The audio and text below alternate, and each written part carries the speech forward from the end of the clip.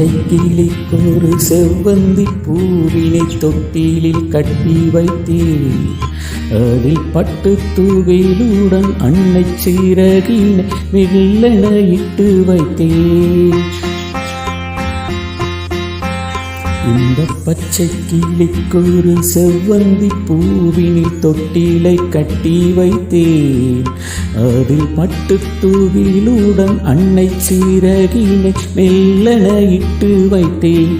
நான் ஆராரோ என்று தாளாட்ட, இன்னும் யார் யாரோ வந்து பாராட்ட.